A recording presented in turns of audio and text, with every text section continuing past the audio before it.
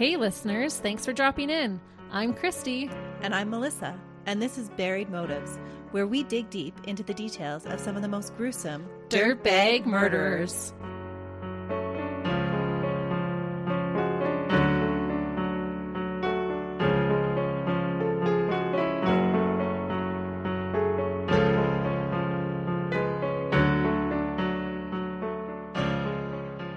Hey listeners. Welcome back to Buried Motives. We're so glad you've joined us today. And we hope you all had a wonderful Christmas with your families. Yeah, hopefully you did. Or maybe you're just coming back to us to escape your family time. And today is our last episode of the year. The year is almost over. We did it, you guys. We made it through 2021. We did. Hopefully 2022 has got some better things in store for everybody. Didn't we say that about last year? I find I say that about every year. I stay hopeful. I'm like, hey, this year is a crapshoot. Hopefully next year is a better one. Just kidding. She's eternally hopeful. I am. It's going to get better. I find the year's never as bad as we think that it is. No. There's lots to be thankful for and lots of things to look forward to in the new year. Absolutely. So speaking of the new year, to preface my case today, I wanted to ask a question. What is a tradition that many people across the world participate in during New Year's? Getting drunk. That's one for some. Having a great big party. That could be two. Okay, maybe I wasn't very smart in asking this question. I'm talking about making New Year's resolutions. Oh, yes. Of course. I was thinking more like the New Year's Eve. What do you do on New Year's Eve? It's all about the food. Yes. I love appetizer food on New Year's Eve. I like playing games. It is the best. It really is. Yeah. So speaking of New Year's resolutions, did you make any last year that you kept? Nope. Are you making any this year? Nope. Too much pressure, right? Yes. I gave up on that a long time ago. Setting goals is not one of my things. I lied. I did make a New Year's resolution last year, and that was to drink more. To drink more? Drink more water? Yes. Well, that's always my resolution throughout the year. Less Pepsi, more water. And you know what? I did not accomplish it. Failure again. I just need some good tips on how to drink more water during the day. Maybe I need to text you every hour. That's right. Yeah. We all walk around pretty dehydrated. Yeah, and it would solve so many of your problems if you were just well hydrated. Yeah. For me, if I got more sleep, that would solve a lot of my problems too. So that'll be your New Year's resolution. Get more sleep. We'll see. I'm not sure if I'm ready to commit to that just yet. It's not going to happen. But last year, I decided I'm going to read 12 books this year. Oh. Just for fun, just because I want to read them. So have they all been true crime? No, some of them have. I read a John Douglas book, of course. Yeah. My favorite criminal profiler. But no, I've read a good variety. That's a good goal. I like that one. Yeah. I even threw in a good self-help one. Good job. About reducing stress. I'm not sure how much it helped, but it added stress to get through that book because it was a hard read. But maybe our New Year's resolution will be to continue to give you some really great cases and some really good episodes. Oh, I do enjoy doing that. Yeah. So that one's an easy one to keep. That's one we can keep. But with all this talk of resolutions, I'm assuming that your case has something to do with that. It absolutely does. Before I get into it, though, I was just geeky enough that I looked up the definition of a New Year's resolution. And it said it is a tradition most common in the Western world, but also found in the Eastern world, in which a person resolves to continue good practices, change an undesired trait or behavior, accomplish a personal goal, or otherwise improve their life at the start of a new year. Like drinking more water. That's right. Sounds great, right? Yeah. It sounds like a good thing making a New Year's resolution. Well, today's case is about a dirtbag who didn't quite understand the assignment of what it means to make a New Year's resolution. Oh, no. As the year 1993 began, this man made a New Year's resolution to become a serial killer. What?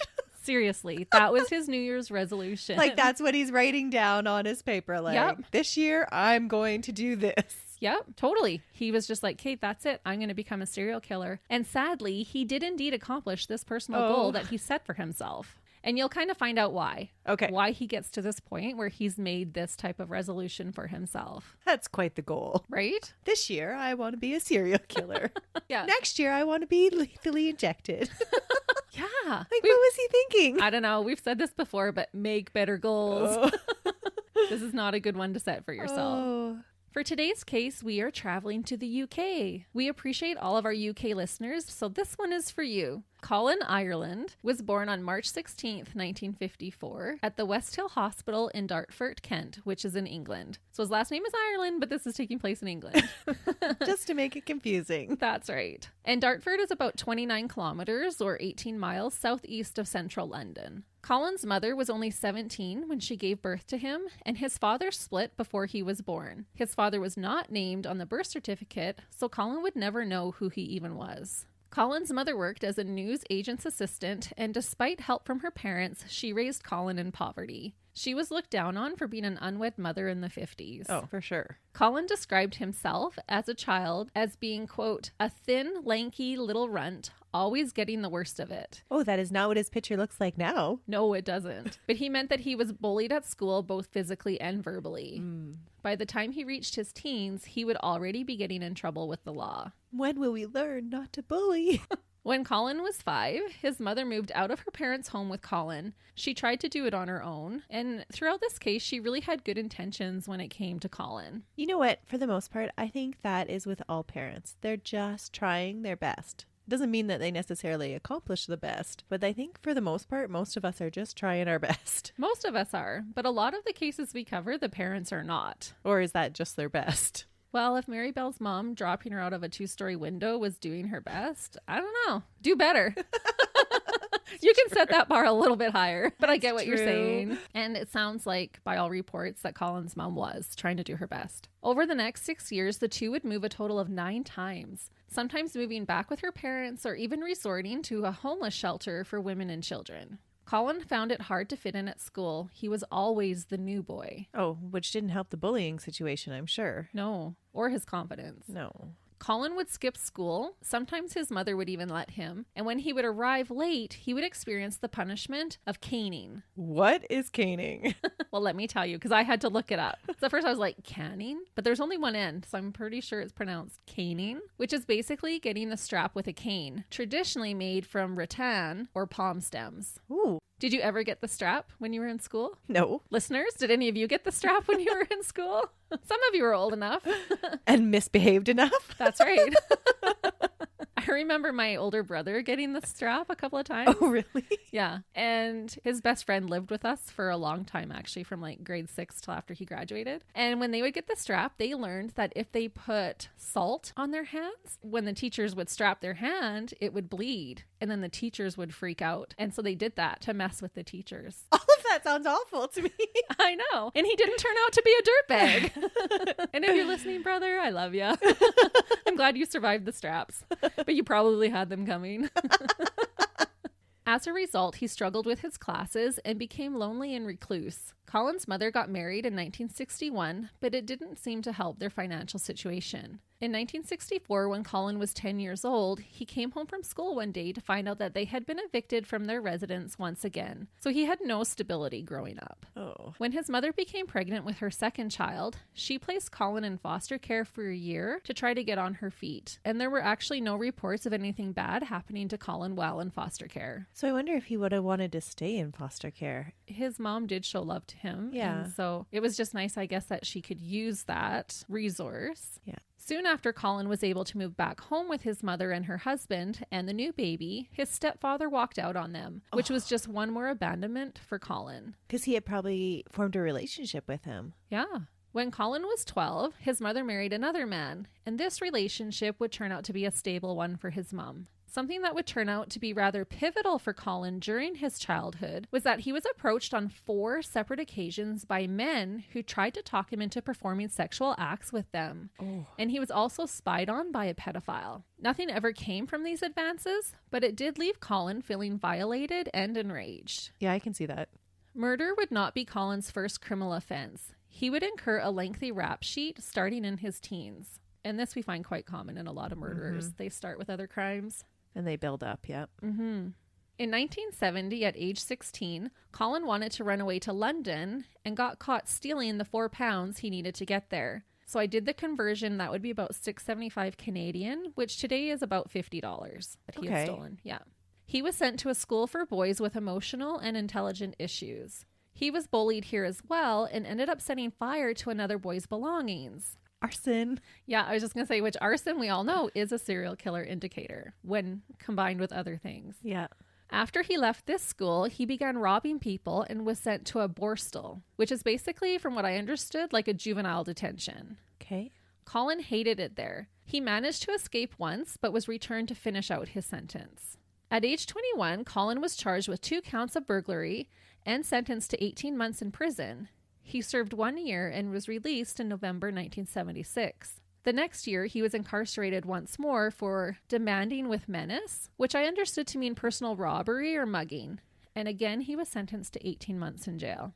It is so interesting to me, and we'll talk about this next week too, is that the names of the crimes, they're different from country to country, which I totally get now, but I never actually put that into place before. Yeah, and I don't go on to mention all of his crimes that he's convicted for, but there was a few of them that I had to look up and be like, what is that? Yeah. And I wonder if our crimes, if they would sound so odd to somebody else from a different country. And really, does mugging make more sense than demanding with menace? Like, to me, demanding with menace makes more sense than to say mugging. Mugging, yeah. This pattern continued over the next several years. By this time, Colin had grown into a 6'2" man and was no longer a lanky runt. No. He grew into a big dude, a big guy. He was described as a gentle giant. Colin had a few relationships until he met his first wife, Virginia Zammit, in 1981. She was 9 years older than him, had a 5-year-old daughter, and was paralyzed. She had been in an accident at age 24 that left her in a wheelchair. The couple married in 1982.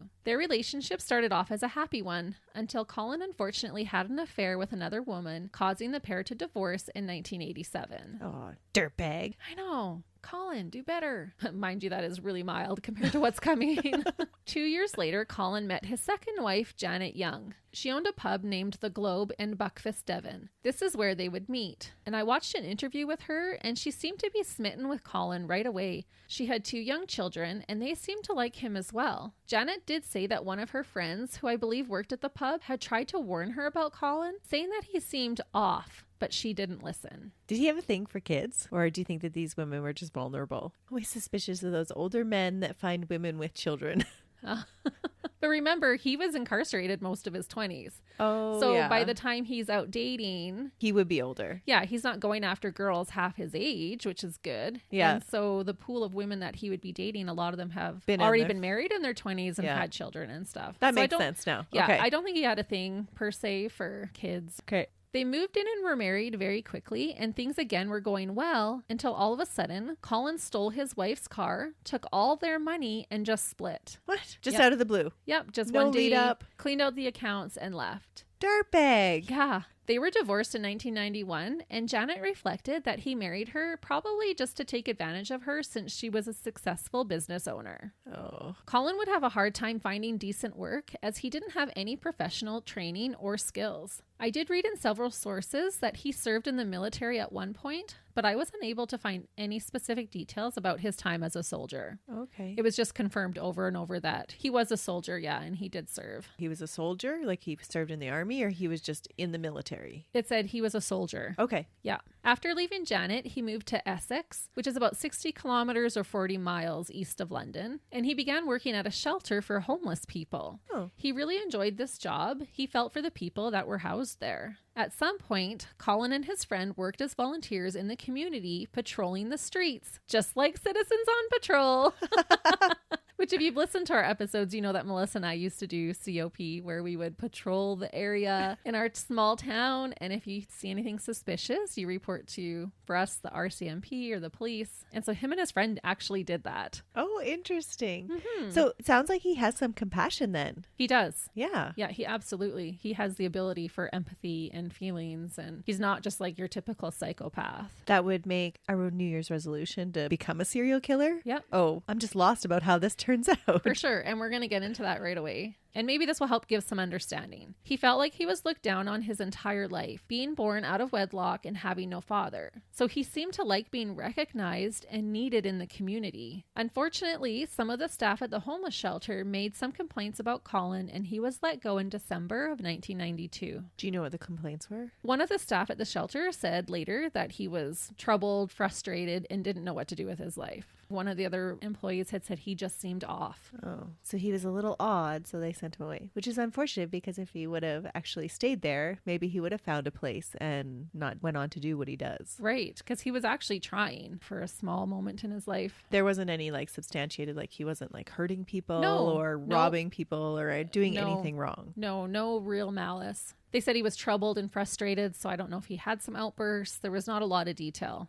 Now in his late 30s, Colin was jobless and had no real skills or direction. He decided that he was going to make a New Year's resolution that would make him finally stand out and get recognized, to be remembered. He was tired of being a nobody. Oh no, so he's a fame seeker. Mm-hmm. He absolutely is. Colin was a true crime enthusiast and had read a book called Whoever Fights Monsters, written by FBI profiler Robert Ressler. Colin would use this book almost as a manual to become a well-known serial killer. He decided that this would be his new career. Clinical forensic psychologist Mike Berry commented that Colin wanted notoriety and saw committing murder as the perfect way to bring him infamy. So this is our reasoning why he decides to do this. He just got let go in December. New Year's is coming up, so he's like, yeah, I got to make a change. I need to stand out somehow. What a bizarre choice to make. Right? And he was totally into true crime, and he had been reading this book and thought, oh, I'll know how to get away with it because I've been reading this book by this FBI profiler, and it's going to give me all the tips and tricks that I need. How many times have you and I said that to each other? It's true.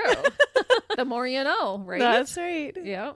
He wanted to be as prolific as Bruce Lee, who killed 26, Dennis Nilsen, who killed between 12 and 15, and Peter Sutcliffe, who killed 13. So he had tried the military, he had been a volunteer, community watch person, he tried managing a homeless shelter. None of this worked, so he thought he should change his plan to be recognized. And I thought it was interesting that he went from a life of crime to trying to be an upstanding and respected member of society, only to then take the leap to murder. Just too bad. It is. Unfortunately, Colin would fulfill his twisted New Year's resolution by brutally murdering 5 men between March and June of 1993. So I wonder if it was because of his past convictions that people didn't feel secure around him. And that's why they were more prone to complain about his behaviors. Oh, could have been. There could have been some prejudice or stereotypes perceived about him. We talk all the time about, like, should people be given second chances? And it looks like he was actually trying to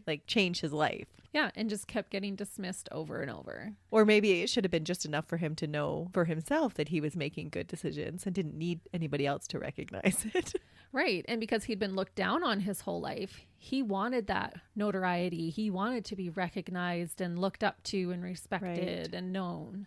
Colin began by creating a kill kit, which included rope, gloves, a knife, and a change of clothes in the event that he would get blood on him. Colin Ireland made a calculated plan to murder gay, sadomasochistic men. He thought they would be easy victims because they would be willing to be tied up and that the public would have less sympathy for them as victims. Most male serial killers who murder other men are gay. However, Colin claims that he wasn't. Most male heterosexual serial killers target women. So it was kind of odd that he was targeting men. But given that past experience, maybe he was envisioning himself as fighting the monster because he felt that he had been victimized by gay men. Yeah, totally. That's what I think. Some believe that he could have been gay himself and was trying to kill that part from himself. But I wondered if it was more likely that he was fueled by the sexual advances that he received from older men as a child. He would only prey on men who approached him first. And so I agree with you. That's where my thoughts went, is that it stemmed from his childhood, those men making advances on him. And it was interesting that he wouldn't approach his victims. They had to approach him for sex. And then in his mind, he felt like they deserved it.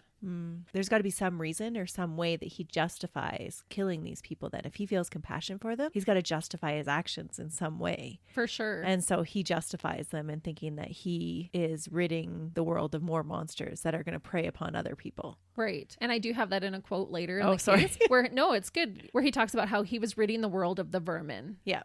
So Colin would meet all his victims at the Coleherne pub, which was a popular gay bar in London. He had once worked as a bouncer at a gay pub, and so he was able to fit right in. He kind of knew the culture. Oh, and he totally looks like a bouncer with that big, thick neck. Oh, yeah. He's a big dude. You'll have to go on our Facebook to check out his picture. At this time, it was customary for customers at the gay pubs to wear different colored handkerchiefs in their back pockets. This let the other guys know what type of sex they were into. And this helped Colin to prey on men who liked to be the submissive or slave partner, because he could tell by their color of handkerchief. Okay. But you think if he was trying to get rid of the worst or kill the monsters, you think he'd go after the ones that were dominant and... Well, no, he needed to be dominant. He had to be the one to tie them up. Because that was leading into his plan. Yeah. Okay. Once approached, he would convince his victims to go back to their places under the promise of sadomasochistic sex. Once there, he would bind, torture, and kill his victims. He would be dubbed as the Gay Slayer. At the age of 39, Colin murdered all 5 of his victims in a 3-month span between March 8th and June 12th of 1993. That's pretty quick then. So did he escalate in that time then? He does, yep. He does his first murder, and then it's actually 2 months before he does the second murder. And he keeps escalating. They get shorter and shorter in between. I'll go through each murder chronologically. Peter Walker was the first man to meet his ultimate demise at the hands of dirtbag Colin Ireland on Monday, March 8th. So he was starting off at the beginning of the week. Yep, Monday, March 8th. Peter was 45 years old. He worked as a theater director and choreographer, and he lived in Battersea. Colin and Peter met at the Coleherne pub, and once Peter extended the invitation to Colin to return to his flat with him, his death would be imminent. At Peter's flat, Colin was able to bind and gag him, likely easily under the pretense of submissive sex. But an ex-boyfriend of Peter's said that Peter wasn't really into that and likely had to be talked into it by Colin. Or maybe his preferences had changed. Once bound, Colin gave Peter a beating with his fists and then whipped him with his dog's leash. Colin then proceeded to suffocate Peter by holding a plastic bag over his head. I thought, what a terrifying way to go. He must have felt so helpless because he's all bound and can't move. Colin then took 2 teddy bears and left them in a 69 position on top of Peter's dead body for police to discover. And I saw pictures of it, and it's way more graphic than it sounds, the way that he posed these little teddy bears. He also stuffed condoms into his mouth. Some reports said that Colin did this after finding out that Peter was HIV positive while rifling through his things, but other accounts said that the news of his HIV only came out during the autopsy. Okay. Next, Colin went to work to cover his tracks. He cleaned all the surfaces that he might have touched and gathered any items that could connect him to the murder. Remember, he read the FBI agent's book as a manual. Not wanting to be detected, leaving the flat in the middle of the night, Colin waited in the apartment with Peter's dead body and then traveled home on the train with all the morning commuters. Oh, so he would just get lost in the crowd. Yeah, so he really was using this book to his advantage. He threw items of evidence out the window of the train to get rid of it during his commute. Later, when Colin would confess to his crimes, he described spending the night with his victim's corpse, saying, quote, "I think that affected me mentally to quite a degree. Sitting with his body for 5 to 6 hours, watching him gradually get blotches, go cold, it wasn't something that I could cope with, to be honest." He said he, quote, "didn't deal with it too well." Oh, so he totally has a conscience. Yeah, so he didn't like sitting with the dead bodies, but he does it every single time and leaves in the morning rush hour to try and avoid getting caught. Which is just makes his decision to become a serial killer even more bizarre. It really is. Because our other psychopaths and sociopaths, they don't even care. No, they sometimes will spend a week or so with the dead bodies and not even care. They're eating chips and playing video games or Drinking whatever. beer. Yeah. I did listen to him. Like I watched his interview when he was talking about this part and just talking about how, it wasn't a good idea. I didn't handle that well, but he did it. Because that's what he had to do to not get caught. So does he confess? Like, does he give himself in? He gives a full confession later. Oh, I love it when they confess. Mm-hmm. Peter's dogs were locked in another room, and Colin decided to leave them locked up before leaving. The only thing left to do was for Colin to wait to hear about his handiwork all over the news. He was excited to hear about it. The next day, when nothing was mentioned in the media, Colin phoned the Sun newspaper to tell them about the dogs left in the flat. What? Why would he call the newspaper? Why not a neighbor? Be like, hey, the dogs need to be let out. He wants this notoriety. He wants to be this famous serial killer. Like you can imagine, he goes home and he's just waiting for that news, the headlines, to have it plastered all over the media. He just needed to be a little bit more patient. Yeah, and there was nothing. Because eventually the body's going to get found. Eventually. But he needed it right away. Yeah, he wanted it right away. Yeah. And at first, the reporter who answered didn't think it was a big deal until Colin told him that he had murdered the dog's owner. So he calls in and confesses. He calls the police a lot. lot during this case. Because the police honestly are not giving these murders the recognition that Colin wants. By the next morning, he'd be like, okay, it's got to be in today's news, right? Okay. 2 months later, Colin found his second victim on Thursday, the 20th of May. Christopher Dunn was 37 years old. He lived in Weldstone and he worked as a librarian. Chris unfortunately invited Colin back to his flat and willingly put on a leather body harness over his naked body, was handcuffed, and had his feet tied together. Similar to what he had done to Peter, Colin first beat and tortured Chris. He demanded that Chris give him his bank card and PIN number so that he could take as much money as possible from Chris. Because remember, Colin is unemployed at this time and serial killing is his new career. Once he was done with torturing Chris, which included holding a lighter to his testicles, Colin suffocated him. Ouch! Again, Colin stayed to clean up and gather items that he would dispose of, and then left the flat in the morning. When Chris's body was found, initially the police thought that his death was a sex game gone wrong and deemed it an accident. Well, with the body harness, you would totally assume that it was a BDSM gone wrong. Yeah, and there was no struggle with his hands being handcuffed and his feet being bound. And then there would be like no defensive wounds or Yeah, anything none. like that. Yeah. Chris lived in a different area, and so there were different investigators working his case, and therefore they did not link his death to Peter's. Not satisfied, Colin eventually phoned the police to shame them for not linking the two murders. Oh, he tells them. He calls them a lot, like I said. He does. He just wants to be noticed. Yeah, he talks about all these other serial killers. Like he talks about Ian Brady even, and just he wanted to be plastered on the news. He wanted everyone to be scared of him. He wanted to run with the big dogs of serial killers. Wow. A couple of weeks later, Colin struck again. He met 35-year-old Perry Bradley III on Friday, June 4th, at the same pub. Perry was an American businessman and the son of Texas Democratic Party fundraiser Perry Bradley Jr. Perry was not openly gay to those who knew him, which made it harder for police to connect him to the other murders at first. Perry invited Colin back to his place in Kensington. Once there, Colin suggested that he tie up Perry. Perry wasn't too fond of the idea, so Colin told him that he couldn't perform sexually without involving bondage. Oh. Despite his hesitation, he sadly agreed. So is there any indication that he actually did get off? No. He never did. He just totally uses Not it that as I a could ruse. find. Yeah. Okay. And he denies doing anything sexual with these men. Yeah. That's what Colin's saying. Who knows? Yeah, you would think that if that's the way his tastes went, that you would find semen at all the sites. Unless he took that with him. Oh, because he cleaned up so well. Yeah, like even if he touched a mug, he took that mug with him. Okay. So, not sure. Colin tied him to his own bed, face down, and placed a noose around his neck. He demanded Perry's bank card and PIN number. He threatened him with torture if he didn't, so Perry complied. Colin was able to later take out £200 from the ATM, as well as £100 of cash from his residence, which would be close to $1,000 Canadian today. Colin reassured Perry that he wasn't going to hurt him and suggested that Perry fall asleep since Colin wouldn't be leaving his flat for hours. And eventually Perry did. He fell asleep, face down and bound to his bed. Colin later said that he considered leaving Perry unharmed, but then remembered that he could identify him. So he used the noose that he had placed around Perry's neck earlier to slowly strangle him to death. Again, he cleaned and took all the items of connection, and this time he left a doll in a sexual position on top of Perry's bound and naked body before leaving his place in the morning. All of our other serial killers, they kind of get off and enjoy killing, and it doesn't seem like this is the case with him at all. Yeah, he kind of is forcing himself to go through with all of this for the notoriety, for the fame. So bizarre. But now he's committed, right? Yeah. Escalation of commitment. That's a real thing. Yeah. And maybe it was escalating because he wanted to get it done and over with. Maybe. I don't know. Or that it wasn't achieving the desired outcome. And Right. so I just have to keep doing it more. Yeah, he wanted that fame and recognition. Police would discover his body 3 days after his death. Again, Colin phoned the police to taunt them. He said, quote, "I did the American. You've got some good leads on my identity from clues at the scene." He told them that he desired to become a serial killer and that he studied the FBI manual for details and technique and that he knew the required body count. He said, quote, "I have got the book. I know how many you have to do." So bizarre. So what Totally. are the police thinking at this time? I don't know. I Like- don't think they know what to think. And because they're in different areas, not all the police are talking together yet. Maybe they think that he's just some wacko. Well, he is some wacko.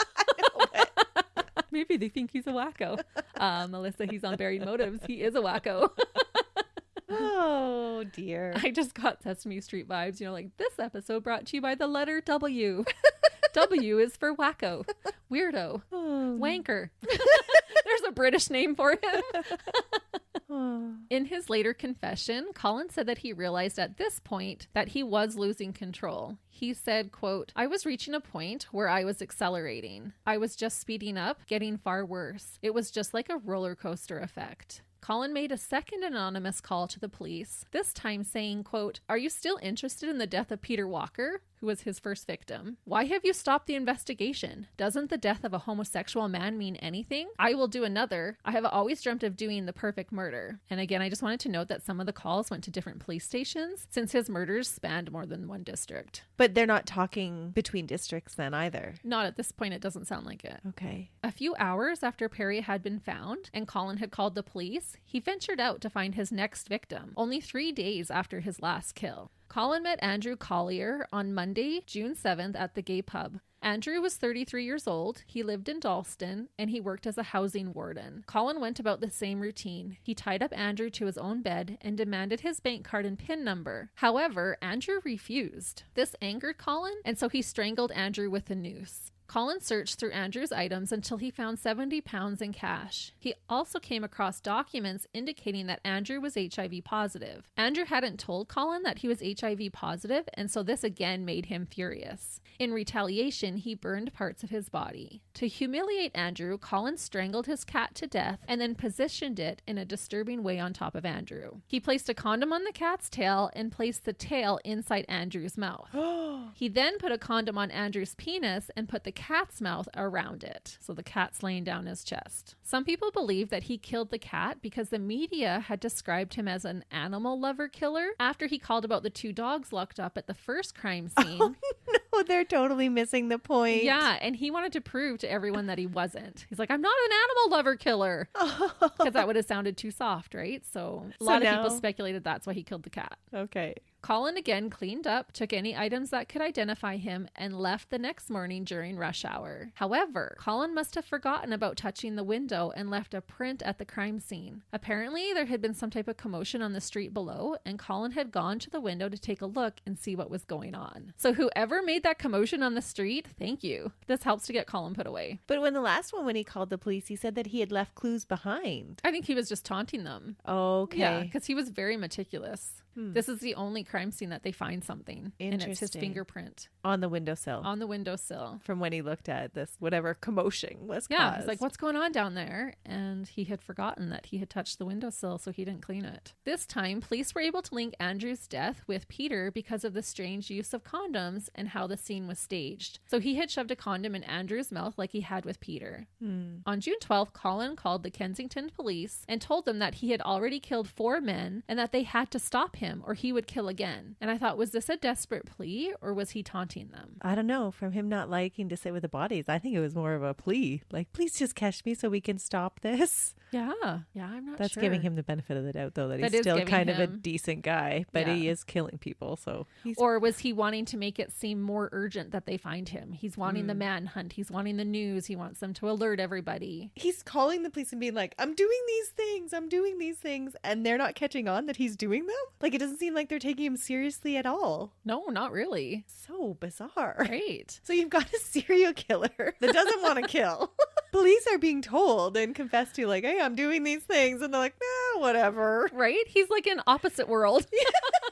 Because most serial killers don't want to get caught. No. They don't want to taunt the police, but he is doing things to hide it, right? He's cleaning it meticulously. He's taking anything that can connect him. So it's not that he's leaving all this evidence. Yeah. And so if that he does really get caught right away. Right. And if he really wanted to be caught, then leave that huge handprint behind kind of thing. Leave your hair. Like there's Yeah. lots of things that you could do. So it's a little bizarre. contradictory, this case. Yeah. Colin's final murder would take place on the same day that he told the police that they had better stop him. Saturday, June 12th, only 5 days after his previous murder. Emmanuel Spiteri was 41 years old. He liked to wear leather and he worked as a Maltese chef. He unfortunately met Colin at the same bar as the others. And I thought it was interesting too that nobody's noticing making that that all these connection. men are going missing from the same bar because he meets all of them there. Yeah, that's what I mean. But he did say at the beginning that he targeted these gay men because he didn't think the police would really pay too much attention to their murders either. Well, he was Which right. unfortunately, 90s, it maybe wasn't high on the priority list. Yeah. I'm not bashing the police forces at that time, but it wasn't getting the attention that it should have. They went back to Emmanuel's residence in southeast London and carried out his ritual of binding his victim and demanding banking information. Emmanuel also refused to give up his PIN number, so Colin strangled him with a noose. He cleaned up the scene, but this time he set fire to the body before he left. Oh.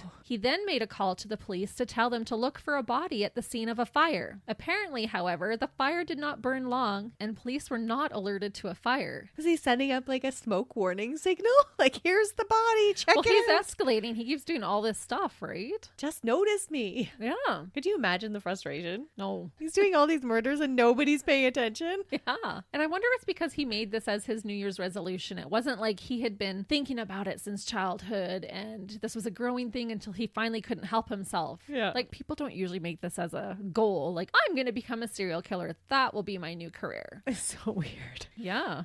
When he was talking to them on the phone, though, he did tell them that he probably wouldn't kill again. He said he now had 5 victims, which classified him as a serial killer in the UK at the time. But it's actually widely recognized as 3 or more murders to become a serial killer, so I'm not sure if he was misinformed, or if the status changed, or if it was different in England during the 90s. Maybe. Colin had to call the police the next day. Oh, no. He asked, quote, "Have you found the body in southeast London yet? And the fire?" And I felt like he's totally acting like the kid who always says, "Look at me, look at me." Yeah. Because he's like, "Did you guys find him yet? I'm not hearing anything. Like, did you find the guy with the fire?" Pay attention to me, please. Yeah. I'm over here. Yeah, jumping up and down. Yeah. Emmanuel's body was found the next day by his landlady, so it wasn't even the police that found him. Colin was upset about the lack of coverage. He wanted to be in the same league as Britain's most notorious murderers. He felt like he was a nobody and he wanted desperately to be a somebody. Wanting this recognition would motivate Colin to later give the police a full confession. I wonder how many of our listeners have even heard about him. Yeah, I hadn't before researching this case. Police believed that they had a serial killer on their hands. The case finally spread throughout the media, and the gay community were on alert that a serial killer was targeting gay men. So it took 5 murders for it to finally And how many spread different throughout the phone media. calls? Right? It wasn't even the murders that led them to it. It was probably the phone calls. Probably. Dr. Mike Berry, the psychologist I mentioned earlier, produced a profile for the police of what type of killer they were looking for. He said the killer was fueled by violent fantasies and that each murder would not be as good as his fantasy, which would drive him to kill again. He said the killer would not be HIV positive and was not seeking revenge as the police originally thought. Which I guess in some ways, each murder wasn't living up to what he wanted. He wasn't getting the hype. He was not HIV positive, and he wasn't seeking a personal vendetta against these men. No, not against those men. Another psychologist, Dr. Jonas Rappaport, agreed with the profile and added that the killer was likely not a homosexual as the police had assumed, but rather posed that way to trick his victims. He said the killer was well organized, probably a large build, and physically strong, making him confident that he could overpower his victims. And I find it fascinating how on point these profiles sometimes can be. Yeah, because he was a big guy. He was. And that he posed as a homosexual, that he wasn't actually, and the police assumed that he was a large build and physically strong, even knowing that. I think the second guy's was more accurate than the first guy's. I agree. You could poke some holes in the first guy's. It sounds more like a horoscope that kind of could just apply to anybody. Like you could kind of twist it to anybody's situation. Kind of like how you find what you're looking for. Yeah. But I do find it fascinating when they can nail down the specifics. Yeah.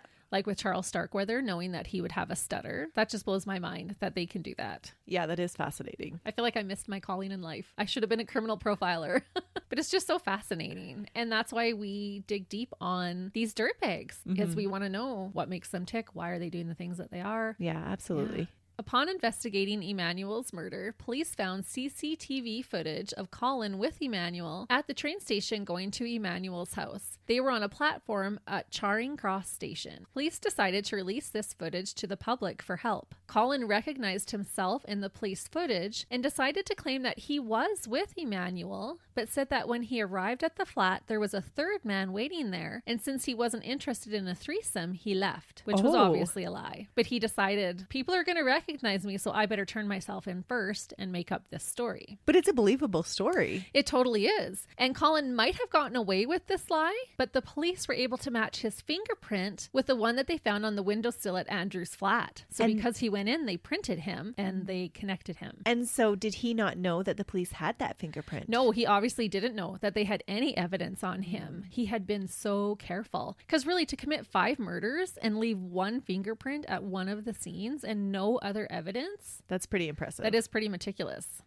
On July 21st, Colin was charged with Andrew's murder. On July 23rd, he was charged with Emmanuel's murder. Colin was sent to jail to await his trial. While waiting for his trial, on August 19th, Colin decided to confess to all 5 of his murders and was subsequently charged with the murders of Peter, Chris, and Perry the next day. He told the prison officials, quote, "You better get the police. I am the gay slayer." And my thought is that he wanted to claim credit to all 5 of his murders so that he could be known as a serial killer. Oh, absolutely. With the first 2, that wasn't enough to classify him as a serial killer. So I'm assuming that that is why he ends up confessing. Well, and the whole reason he does it is for fame. So you might as well go for it all. Yeah, you've already done it. Yeah. You're already in jail. It was reported that Colin gave a full confession. I was able to watch parts of it online. But Colin was described as being calm, frank, relaxed, and showing no emotion. One of the authorities said about the confession, quote, "He was very factual about his acts, as if he was describing someone else's activities. Absolutely no compassion at all. I didn't detect much hatred, but it was just matter of fact, like, I went down to the shops and bought this, went into the flat and killed him. It was just very matter of fact." So that's interesting because it sounds like you said there are parts of his confession that actually did sound compassionate or that he struggled with. And so do you think that his factual relaying of the accounts is more of just a disassociation, like him going through the facts because he actually did feel something towards the murders and he had to disassociate himself with it? I don't think he felt anything like real guilt towards his victims because he didn't see them as people worthy to feel guilt over.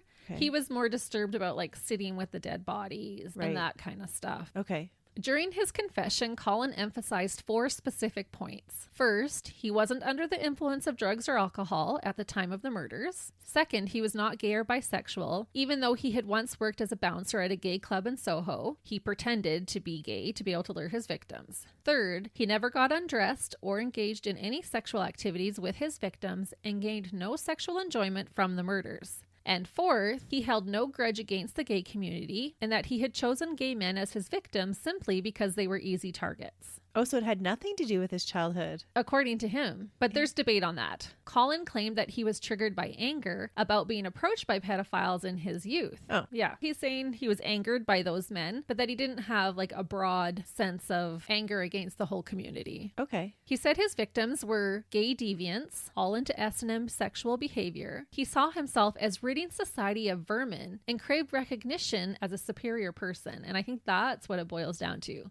Psychologists said the strategic placing of items related to childhood on the victims' bodies, meaning the teddy bears, the doll, and the cat, were symbolic of Ireland's repulsion of the loss of innocence. About the investigation, some have suggested that because the victims engaged in same-sex relationships, the police did not take their murders very seriously. Most were assumed a sexual accident. I did read some accounts that gay S&M acts were criminalized in that area right as Colin began to murder, making police even less motivated to investigate. On December 20th, 1993, Colin admitted his crimes before the judge and was given 5 life sentences. And I kind of thought it only took a year. He had made this New Year's resolution in December of 1992, and by 1993, he was before a judge, given 5 life sentences. So he wasn't a failure at his resolution. No, he kept it. Because Colin confessed, there was no need for a trial, which is always great. I know Melissa always appreciates when there's no trial. Yeah, I just like the confession. Like, yes, I did this. There's no question. Yeah, own up to it. Yeah. On December 22nd, he was added to the list of life sentence prisoners who were unlikely ever to be released. There were only 35 people on that list at that time. The judge said that Colin was, quote, exceptionally frightening and dangerous. He continued to say, quote, to take 1 human life is an outrage. To take 5 is carnage. In my view, it is absolutely clear you should never be released. Colin surprisingly agreed with that statement, that it was likely a good idea if he wasn't ever released into the public. He said, quote, I think I should be placed in a position where I can no longer inflict harm upon others. I wonder if that goes back to his feeling out of control. Yeah, possibly. Just not a lot of the time a serial killer is going to say, yeah, don't let me out or I probably will hurt somebody. No, he's just so bizarre. He is. He goes against the grain in every way. Yeah. And I find it so interesting that the judge is saying like he's so dangerous or so disturbing, but yet he has a clear motive. Like I find those psychopaths that just bloodlust more disturbing. Right. But because maybe he doesn't have any mental impairments or, you know, those things that he does have a conscience. Yeah, we can't really rationalize it away. Like, oh, this happened and this happened, you know? And so maybe that does make him scarier. Maybe that makes him a bigger monster. Right. Because he has a conscience and he's still willing to murder. Yeah. It's not that he doesn't know better. Right. Or that he doesn't have feelings of empathy. Right. I don't know what makes more of a monster. They all are. They're all dirtbags. It's always both. The ones with empathy and the ones without.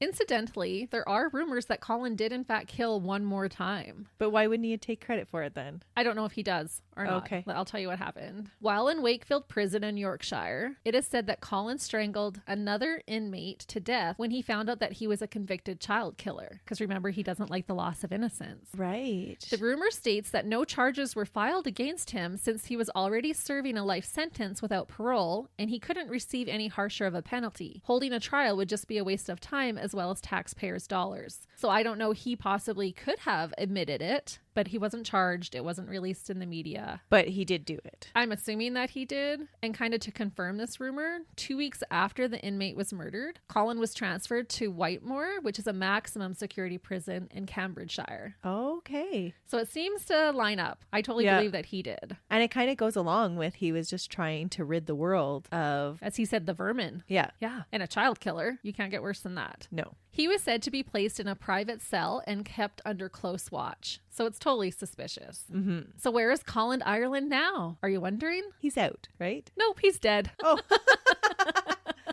Colin died at the age of 57 on February 21st, 2012, while incarcerated at Wakefield Prison. A spokeswoman for Her Majesty's Prison Service said, quote, "He is presumed to have died from natural causes. A post-mortem will follow. Pulmonary fibrosis and a fractured hip that he had suffered earlier in the month were later listed as preliminary causes of death. Pulmonary fibrosis is a condition in the lungs where scarring makes it hard for a person to breathe. And I thought how karmatic that he had suffocated or strangled each of his victims, and then he himself had a hard time breathing near the end of his life." Oh, that is karma. I kind of liked that when I read it. Yeah. And that is the crazy case of an unbelievable New Year's resolution made by a dirtbag, Colin Ireland, who wanted to go down in history with his own chapter as a notorious serial killer, but became nothing but a lousy footnote instead. Wow. Wah, wah, wah. But seriously, make better goals. Yeah. So, listeners, make some good New Year's resolutions. Remember the definition at the beginning? It's to improve your life. Killing is not going to improve your life. No, nor will it improve anybody else's. Nope. That's it for us this week. We hope you guys have a wonderful week coming up. Take care and have a happy new year. However you celebrate, be safe out there. See ya. Bye.